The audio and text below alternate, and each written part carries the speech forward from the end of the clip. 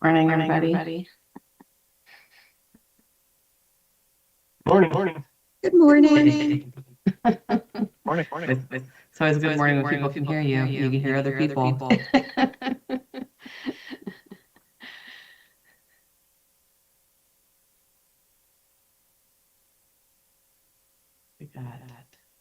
Looks like we've got almost everybody we need.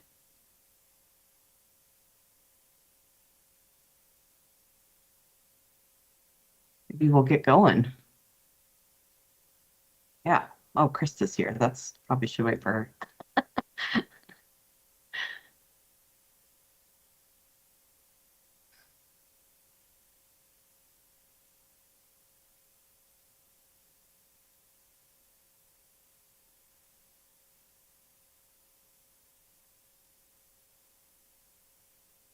Mayor, we do have Inglewood's audiovisual staff member on, Mark Hessling, so we are able to record and take care of that part of Krista's duties. She's on now, so I think we can probably get going. Thank you. Okay, well, welcome everybody. We're going to start off this morning with our coordinator update from Jessica.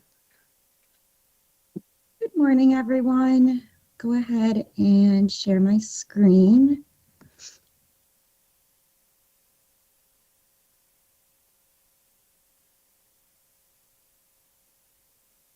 Okay, so in progress items under building a strong foundation, increase local government staff capacity and create a welcome home community engagement program.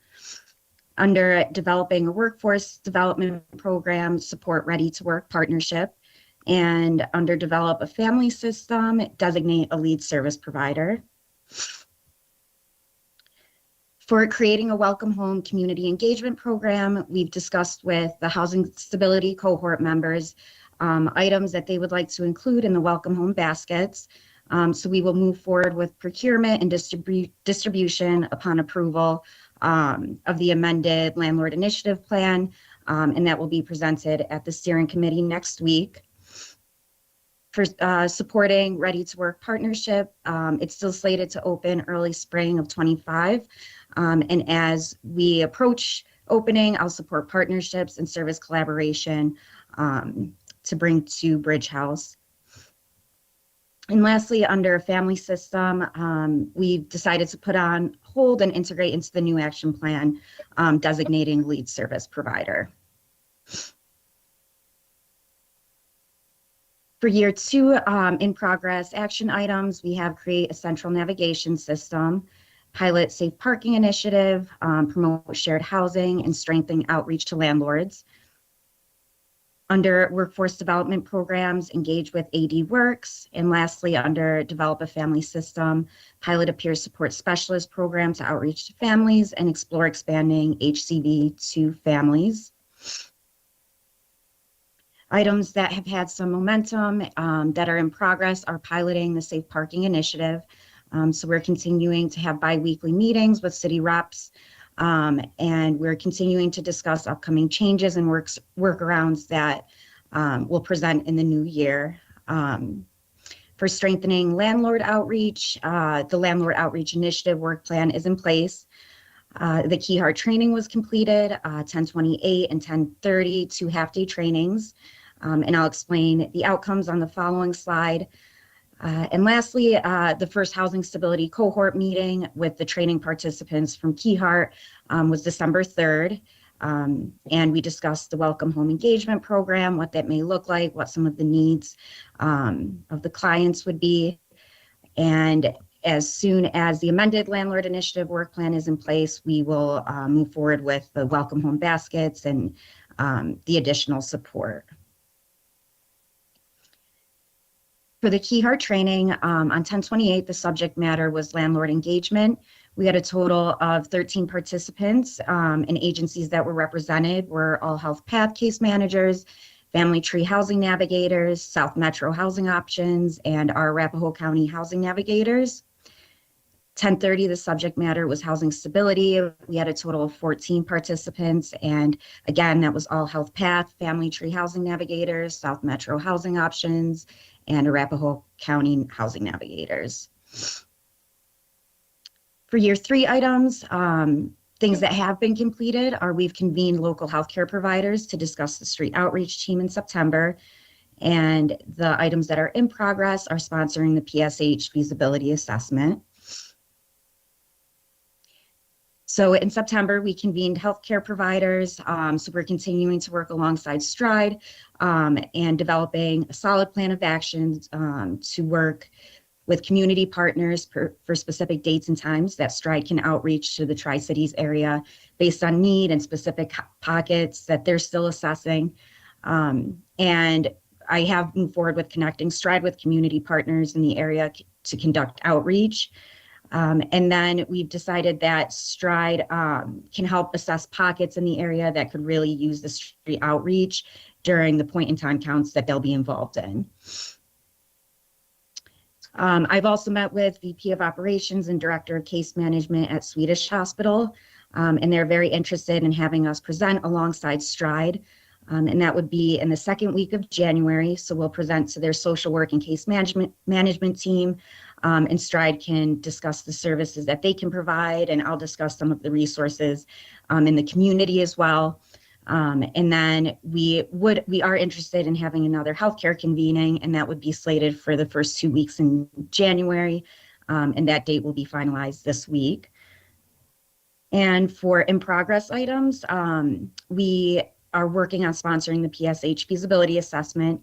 The work plan's completed, which moved the feasibility assessment from plan to in progress, and that work plan will be presented at the steering committee next week. And then the scope of services for the RFP has also been completed. And then I'll present that as well to the steering committee for feedback. And then once that's finalized, we can begin the RFP process with the county. So that lands us at 60% completed and 40% in progress. Great. Thanks so much. Anybody have questions on Jessica's update? No? Okay.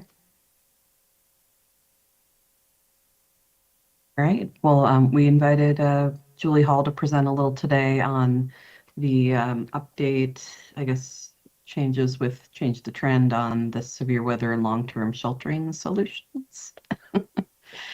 Morning, Julie. Thanks for having me. Okay, let me see.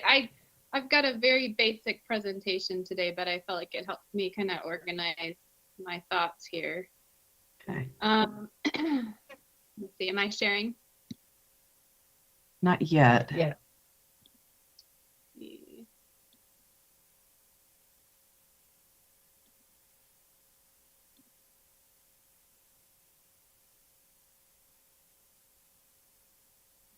Okay.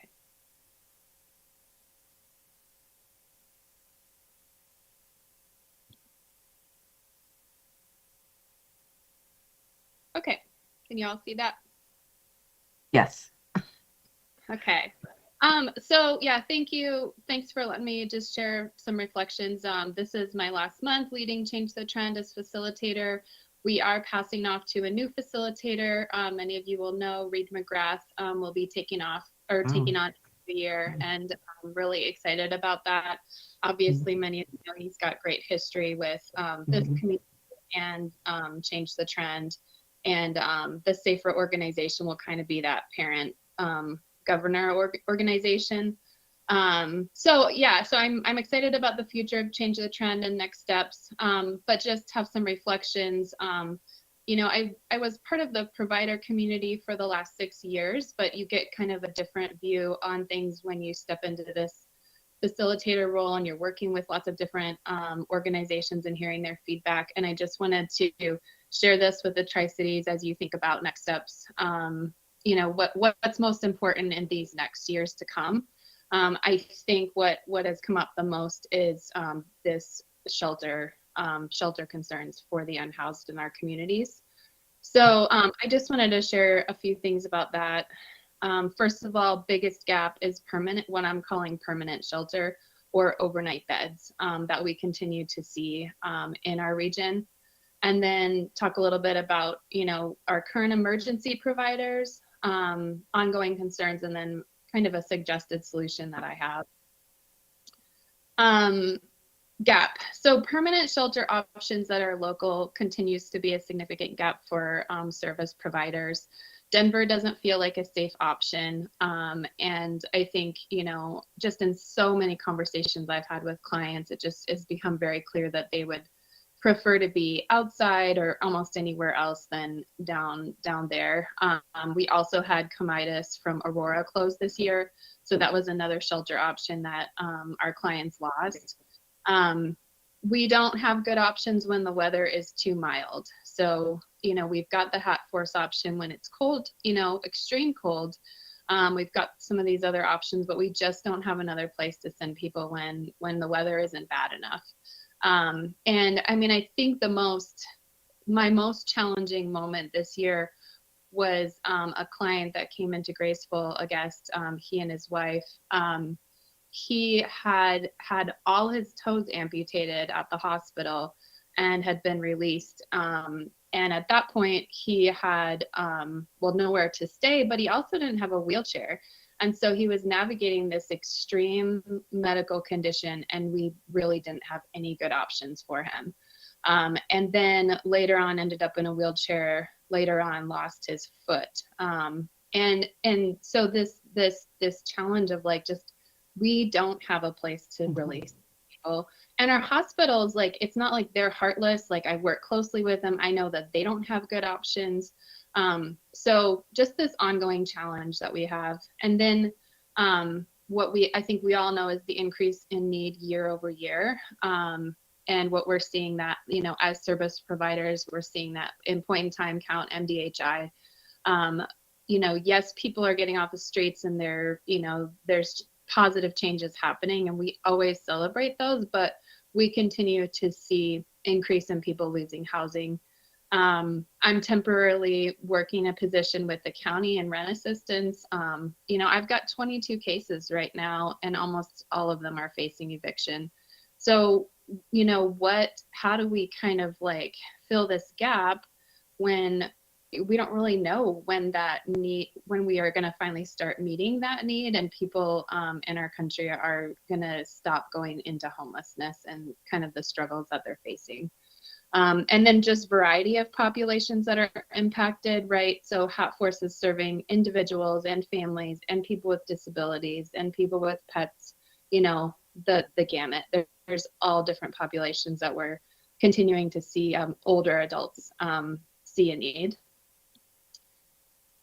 So right now, emergency shelter providers, you know this, Hat Force, and then there's overflow with Movement 5280. I didn't put the numbers on here because I didn't get them till kind of last minute, but Hat Force is at 200 people registered. But even on Monday when they were sheltering, they were like rapidly registering a lot of new people that day, people that are just finding out about them. And so we've got at least 200, but more that HAT is trying to work with. And then Movement 5280 on a typical overflow night will serve 30 people. And then, you know, those numbers we're continuing to see increase. And I think Hat Force, as far as their vouchers, there's like 40 rooms, and they're pretty close to capacity with that right now on a typical night. Other shelter support we have, right, is Safer. However, you know, they've still been in the process of purchasing their building. There's been some challenges there. I don't know the exact status of that, but their hope is to be sort of an extra support to shelter, but they're still kind of figuring out what that will look like. And then we'll have Ready to Work opening sometime in 2025. But I think we've discussed like those beds, which I believe is 20, are really like navigation beds. They're really centered on, you know, probably people that are already being referred in the network and are in process of getting off the streets, you know, that sort of thing. They might be in case conferencing. It's kind of like very directed. So most likely on a given night, those beds might be filled with people, and it's not going to be like, oh my gosh, somebody just, you know, got in today and they need a place to stay tonight. So just some of my ongoing concerns, specifically sustainability of organizations. We saw that this year with severe weather shelter. I think ongoing is funding and staffing. And so what does that look like, you know, for the Tri-Cities to just be able to be tapped into that and know, what makes sense, what would be ways that you all could really like know how to support organizations and make sure they can be sustainable. And then increase in need, which I already talked about. And then is there a way to have a coordinating entity is what I'm calling it. So I think Jen Enquist was safer. The analogy she used was this. It's like all these organizations are kind of working the emergency room constantly. And there's not this like ability for a lot, like one entity to kind of figure out what to do about a longer term, like always open shelter. And so is there a way to figure out who that entity would be, or a person to kind of drive that work forward? My possible solution as a potential, idea for next steps is just forming a task force.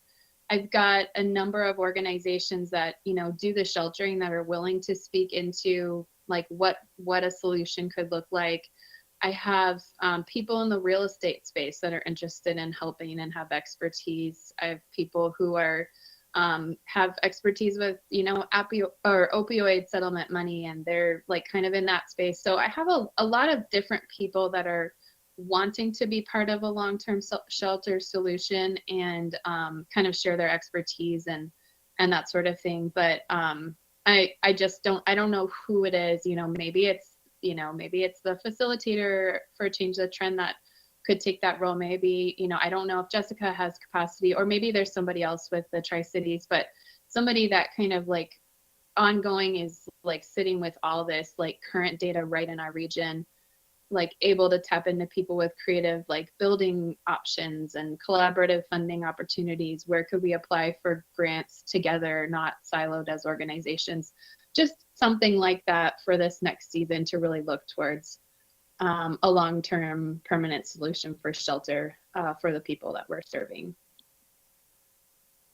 And that's really it. So I will stop sharing.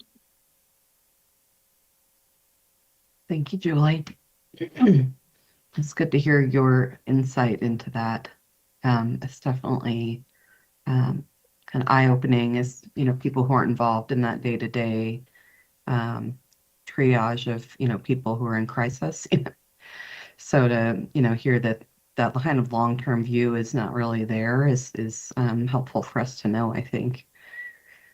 Yeah, not to say there's nobody out there with ideas. I think there's a lot of ideas, but who's the one that like drives that forward, I think.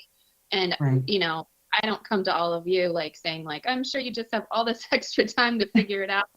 I know you're busy and you're doing really good work, but I have some pretty serious concerns about these next number of years and how what this is all going to look like in our communities. Mm-hmm. Can you talk a little bit more about SAFER? I'm not familiar with them. Yeah, SAFER, what they specifically do is work with Justice Involved. They're funded through Mental Health Colorado, and usually it's somebody who's working with the justice system and also dealing with mental health challenges and maybe substance use, but also like at risk of or is unhoused. So they have a hotel in the tech area in Greenwood Village. And they were basically renting the one floor of it for their programming. And then they got into a contract to purchase the whole building. So it would be used for more of that. Like they could take on more clients, but they also wanted to partner with Tri-Cities because they've been working with Change the Trend for a long time. They wanted to also offer some emergency shelter as well. Okay. Yeah, that might be a good connection for us as a group here to make. Carrie, go ahead. Thank you, Julie. And I agree with Mayor that it is good to hear your boots on the ground kind of thoughts around this. I'm interested when you said that the realtor community is interested in helping with this. Do they have, what kinds of ideas, or have they shared ideas with you? I mean, I do think that's kind of an interesting connection. I shouldn't have said realtor if I said that. It's somebody who's very good with taking funding and using it to get long-term spaces, essentially. Like she may be a realtor. It's a connection that I've made through Change the Trend, and she said she was interested in partnering with us on some solutions and kind of like development, that sort of thing. Okay, cool. Thank you. Yeah. Sean, go ahead. I can't hear you. You're not muted, but I can't hear you. Okay, what about now? Kind of quiet, but All right. I just had a question about, I noticed on your slide about kind of existing services, we don't have, you have Bridge House listed as kind of support services, but when we get the 25 beds as part of the navigation center, how does that play into kind of what we know is the emerging need or the current need as it stands today? Well, I mean, I think one of the things Jessica and I've talked about, like there's currently case conferencing that's happening, right, with Jen Inquist, who actually is the executive director of SAFER, has overseen case conferencing for this region. And I think the idea was that Ready to Work would take over that case conferencing. I don't know, if that's still the plan or where that is right now, but the thought was that those people who are in case conferencing, like we have their by name, we're actively working with them, that they would like kind of get priority in those beds, essentially, because they're like, working towards active solutions. And whether or not Ready to Work is the place for them, like it could be, or maybe they're moving on to something else. But so it would take some of the challenge, right? But that would have to be a person who's like, it sounds to me like, and we should have more conversations with Ready to Work, like as they get ready to open and all of that. Mm-hmm. But it sounds to me like it's more targeted people, not necessarily like, somebody that just got off a butt, like we saw this literally at Graceful. They'd be like, I just got in from Texas, I need a place to go. And they might not be like really ready in their minds for what's my next step for getting off the streets.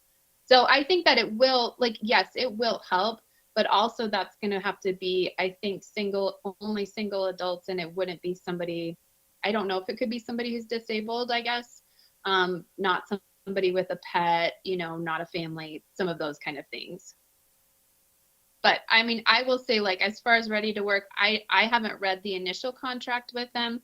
And I've heard updates from them in our Change the Trend meetings, and they're, very, ready to work with all the local organizations and start meeting with them in the new year to talk about what referrals will look like. But I think that I still believe we're going to have some gaps. Thanks. Emily? Good morning, everybody. I was just going to piggyback off of what Julie said and emphasize I'm under the same impression from my conversations with Ready to Work about what those beds are kind of intended for in terms of an ideal client to use those shelter beds. And some of the examples that Melissa had given me in the past were, maybe somebody is ready to get into sober living, but they need a place to stabilize while they fill out applications or get funding together or figure out which sober living they're going to apply to. So a shelter bed would be appropriate for them to work on those next steps. Or somebody's secured employment, but they need to wait for a first paycheck to put down a deposit somewhere or to, pay for something longer term. They're like very concrete next steps in their plan to a more stable situation, whether it's permanent housing, whether it's transitional housing, but they have like a case management plan that they can sit down and work with their staff on while they're utilizing that shelter bed. So I just want to piggyback on that because I agree with Julie that it only captures kind of a subsection and a really exciting opportunity for helping folks stabilize and something that doesn't exist in our community right now, but it doesn't address all of the spectrum of crisis necessarily. Mhm. And I think, I would love to even know that number of beds because I've heard 15, I've heard 20. Sean, you mentioned 25. I think that's another piece. Like it'd be good to know how many exactly are we talking about? And then, what's the referral? The referral, do providers just send people over there or, and those are the conversations I'm sure Reed can lead Change the Trend and Ready to Work in as they kind of come in and, put this navigation center together. Like I know they want to be really collaborative, but we've seen with Hat Force even this season, like they've tried to be really good about registering people and prioritizing that because a lot of the funding came from the county and we want to make sure we're, they're sheltering people right here first before somebody, from another area who's like, oh my gosh, I can get a voucher tonight, right? So they've tried to be really good about that. And then providers, don't always understand that piece and why somebody would have to be registered and why won't you help my client? So, it's really important to have kind of like these very specific who can come, who can't come, when can they come, how can they come, that sort of thing. Yeah. Tim, go ahead. Yeah, thank you. And I know the contract is held by Littleton, but I think it might be helpful. I can send it around to this whole group, and I don't have it in front of me, so I can't speak definitively to the number of beds, although I do think it's around 15 to 20. I just quickly wanted to weigh in kind of on the original intent of that contract. The term shelter or shelter bed was never used in that contract. It was not intended to be a shelter of any kind.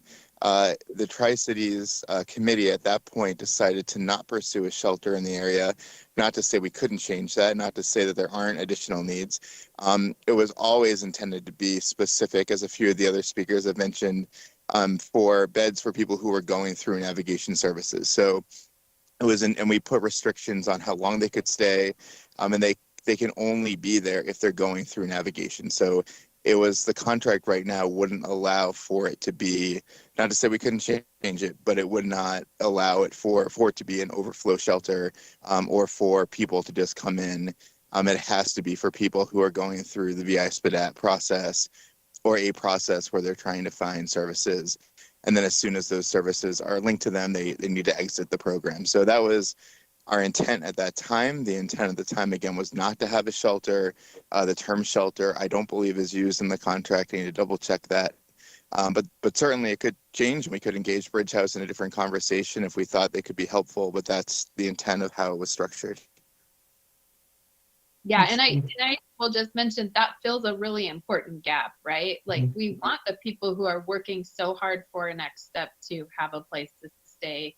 We have people that we're working with in HMIS, and we want them to have a place to stay on their journey. So like that's still really needed as well. Evan, go ahead. Just to clarify, so the scope of the contract calls for 15 beds. I think the language is overnight beds. It's not called a shelter or anything like that. So overnight for people that are in navigation. And those would be in addition to the beds they have for the Ready to Work program. Right. Yeah. And Ready to Work, like I have clients that are in Ready to Work and they're knocking it out of the park. But again, you have to be sober and you have to line up with that program to be able to be part of that, which, is amazing. Like that's what they do, and it works, but it works for like a slice, right? A slice of the population. Joe, go ahead. Thank you. Thanks, Julie, for the presentation. And I think you're highlighting a really important need here. The question I have is just to be specific about it. The gap that you're talking about is specifically for like low barrier sheltering. This is not something that would be met with kind kind of a temporary sheltering like we already have with the severe weather, or with permanent supportive housing if we were going to go that route. This is in between those kind of Yeah, and areas. I mean, permanent supportive housing will decrease this number, right? Sure. That we're looking at. So that's really important. But yeah, a low barrier something. Yeah, and the other question I have on this is is this a new need, or is this something that is just now's the time to start talking about it? Because this is something that I thought we've been needing low barrier sheltering for a long time, but what you're kind of sounding like this is something you have newly identified or something like that, or do you think the numbers are increasing such that this is more important than it was before? Or I don't think it's a new need. It's not been, to my knowledge, this hasn't been a part of the work of the policy group. Maybe is that a conversation you all have had ongoing, or I don't know. Well, with regards to housing, I think it came up with our discussion on housing last year, is what are we going for permanent supportive housing, and I don't think there was a lot of interest on the policy group in looking at low barrier sheltering at that time, but I don't remember specifically, but I do think it's a big need. Yeah, I would say I've seen it as an ongoing need since I've been doing the work, and the way I see it right now, I don't know of an organization that's going to be able to implement that all by themselves. Maybe they're out there. No, I think you're right on that. If we identify an organization that's like, we're ready to take it on, great. But I guess my thought is that if we don't have an organization that's able to figure that out by themselves, is that something the policy group or a task force or somebody could move towards? Yeah. And then the other question I have, maybe this is for Tim or one of the city managers, is in terms of the action plan. Do we have any category in the action plan that would capture us, this topic, studying or looking into what it would take to solve the low barrier sheltering? And if not, is it possible to amend the action plan or something down the road? Yeah, in terms of the amendment process, Mayor Pro Tem, we could amend it, through the councils at any time. Okay. For sure, but right now it is not included, and I think that goes back to kind of when the plan was developed. It didn't seem like there was a desire at that time to do it, but obviously things have changed, and obviously there's a major need to look at this now, so we could always amend it in the future. Okay, very good. Yeah, I'd be interested in that. I think it's an important topic. Yeah, I mean, I think it's important. I feel like it's because I don't want to make excuses for why we've done what we've done, because I think we've been on a good track here, but I feel like no one felt like it was the role of the governments involved here to run something like that. So it really, and that's my impression. And I can't speak for other people on this committee, but I feel like, it seems like that's something where the nonprofit community would need to come in, or at least, be a strong partner on that and be the ones running something like that. So I could see us working towards something like that in the future if we can get, that buy-in from Change the Trend or other nonprofit partners. Yeah, and there may be some other cities or areas that have done that really well. There might be a model out there, there probably is, but yeah. So I'm not trying to say it's it should just be the role of the nonprofits or just of the cities. Right. I feel like this has been a really great model, the Change the Trend kind of grassroots and the policy group really working together. I love it. I just am not seeing any particular group right now moving towards this capacity funding, building, that sort of thing on their own. Yeah. Catherine, go ahead. Yeah, Commissioner Warngoli and I chatting back and forth, and I think this is something we could look at. I'm thinking about kind of a task force or a working group through the Homeless Coordinating Committee. Obviously this is something we need throughout the county, and want to think about also Obviously, Aurora is not close to the Tri-Cities, where they're going to have their location, but that navigation center will be offering pretty significant low barrier sheltering. And it's required that it be metro area wide, statewide offering. So, I just wonder if there's ways that we can start to think about connections. I know that's not going to meet our need forever, but if we can think about first and foremost, that getting started here in the spring, and exploring that, and then exploring, of course, any ready to work possibilities, but then looking at what are our needs beyond that, and what do we need to do to work together. So people are open, we can definitely look at having some of the members of the coordinating committee try to get together, and maybe that tags on to the work that's already being done by the severe weather shelter work group, right? Kind of expands upon that a little bit once we get a better grasp of how that's working too. So just throwing that out there. Yeah, and I think I had a conversation with someone else who had done some really creative things about just transporting people to shelter, a shelter that felt safe to them, right? Like maybe that's it. Maybe it's just a fleet of vans and a crew that does that. Like, I think that there's options. It's just that, what are they? Yeah. Carrie, go ahead. Yeah, and to piggyback on that, what I'm hearing is kind of that we're just having to react because we're kind of behind the 8 ball here, and so we're just like, okay, how do we get these folks in? How do we get them sheltered? And looking at the bigger picture of, as Kathy said, Aurora is doing a lot. They've got the Crown Plaza Hotel that they're working on. We know that the state is opening up a substance abuse disorder facility at Ridgeview in Arapahoe County. So there's a lot of things that are kind of there's some things happening globally that we should try to figure out. How do we fit into all of this different work in these different pieces? And then what's the gap that we specifically could fill in the Tri-Cities area?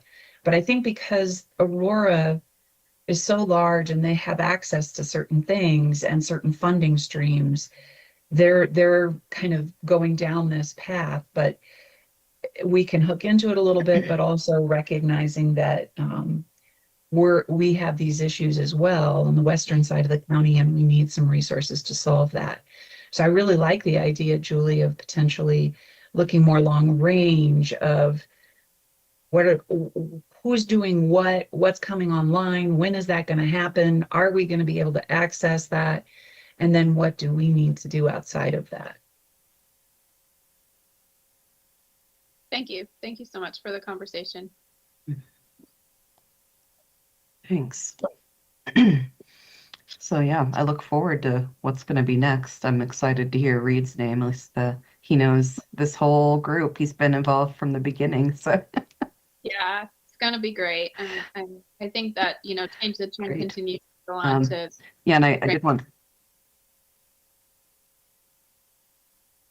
Right. And I know Sean also put a comment in the chat, and I think that's a good point, and one that was on my mind, that at this point this group has kind of decided what our next steps are going to be in the action plan, and that's the direction we're heading. Not to say that we can't continue to partner with other groups in the community to to try to bring other solutions to the table, but I know for us in Sheridan especially, we're looking forward to that focus on helping families.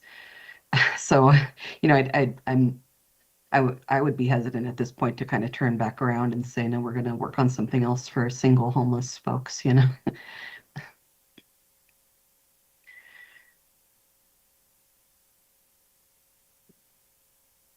Jim, go ahead. You're muted still. Thank you. Good morning. I'll just chime in. I think this is a really important conversation, and just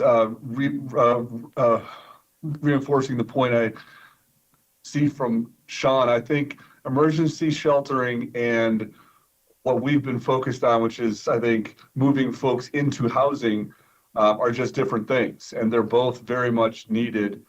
I think the partnership conversation and thinking of who could partner, I think Change the Trend and all the groups on the call can probably help the help the cities think about that and the county think about that just as much as we can ourselves. But I do think it's going to take that kind of partner who has some affinity already for cold weather sheltering, for that kind of service. And it's something that I think we should keep on the radar, but I just wanted to kind of put the goals framework on it, that it's not something we should look into, but we've been focused on that, getting folks, off the streets and into housing, whether it's the permanent supportive or the safe parking or navigation. So it's just been the focus of the group to be there. But I do think it's a really important conversation, and we should be thinking about other partners who could come in and we could support with this. Mm-hmm. Okay. And then Jessica offered in the chat to look into what the referral and intake process for Aurora's center will be. I think that would be really helpful if we want to try to put, for our partners or for us, if we want to try to put some kind of front end onto that to get people there, if that's an option that they are open to. Thank you, Jessica. Okay. Anybody else? Questions or comments? No? Okay, well, we'll look forward to connecting with Reed. When is that transition supposed to be kind of official? I'm working on passing things off to him this month, and then he'll take over leading in January. Okay, great. All right. We have a few more minutes. If there's anybody else who wants to bring anything else up, we've got some time for that.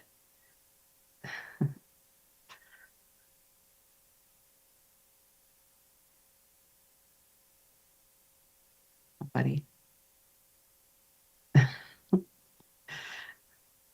Okay, well, I won't make you stay then. I appreciate everybody's time and all your thought and all your effort this year to help out people who are experiencing homelessness. All of you are great partners and bring so much to this group. So thank you all for your dedication, and I hope you have happy holidays. You too. Happy Thank you. holidays, Thank you. everybody. Bye. Bye.